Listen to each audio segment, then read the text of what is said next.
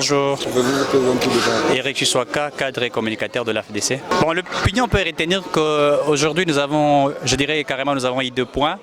Les premiers points, c'est parler notamment du poids politique de l'AFDC, conformément à l'injustice que nous avons subie après la sortie du gouvernement Soumouine Toulouka. Vous savez qu'il y avait des principes qui étaient mis en place, notamment lorsque vous avez dit députés nationaux, vous avez droit à un ministère.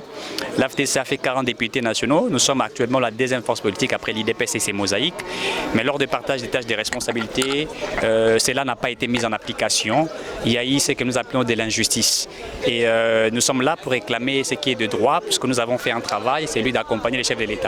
Accompagner les chefs de l'État, ce n'est pas simplement comme ça, c'est-à-dire nous avons battu campagne, nous sommes dans les médias, nous portons la vision du chef de l'État. Et donc pour nous, c'était une sorte d'injustice lorsque nous ne sommes pas retrouvés dans nos droits.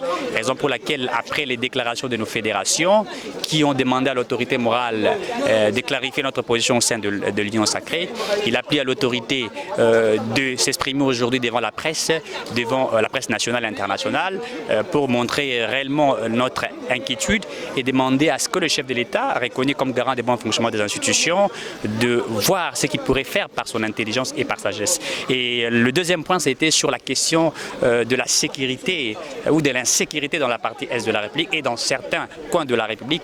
L'autorité morale de l'AFDC s'est exprimée. Il a dit carrément que toutes les options qui seront levées par le chef de l'État, notamment, vous savez qu'il y a beaucoup des acteurs politiques qui aujourd'hui veulent à ce qu'il y ait une sorte de cohésion nationale, les dialogues et tout, pour que nous puissions remettre la paix dans la partie Est de la République. Et donc il a dit, c'est que le président de la République accepterait que ce soit le dialogue, que ce soit la guerre, s'il faudrait faire la guerre, ou les accords économiques qui mettront une paix au sein de notre République. Nous allons emboîter les pas. Et donc c'est ce qui a été fait aujourd'hui. Et je crois que les Congolais nous ont suivis et le chef de l'État nous a suivis, certainement beaucoup plus sur cette question du poids politique que nous serons toujours en train de demander, de réclamer, puisque nous sommes quand même la deuxième force politique. Il faille que le respect des principes soit établi, et un droit est un droit, et un droit c'est mérite, raison pour laquelle nous voulions qu'on nous remette dans nos droits. Non, ce n'est pas une confusion, nous sommes avec le chef de l'État, nous sommes au sein de l'Union sacrée. Vous savez que Bahati est l'architecte de la création de l'Union sacrée. Il a été informateur au premier mandat du président, et vous allez vous rappeler qu'à ces moments-là, avec le FCCK, lorsqu'il y a eu une guerre incroyable, c'est lui qui a donné de l'équilibre politique à l'Union sacrée. Et ça, les gens ignorent l'histoire. Aujourd'hui, si les institutions sont assises aujourd'hui, c'est grâce au poids politique de Modeste Bahati à l'époque. Et donc aujourd'hui, si l'IDPS a plus de députés aujourd'hui qu'il a, c'est grâce au travail qui a été fait en amont. Les gens ne voient que les résultats en aval, mais l'amont n'était pas facile. Kabouy aujourd'hui peut réunir les gens pour déclarer la majorité parlementaire, c'était facile à voir. Mais à l'époque, c'était pas facile. Et vous savez que nous avons subi des pressions, l'AFDC dédoublé, tout ce qu'il y a eu.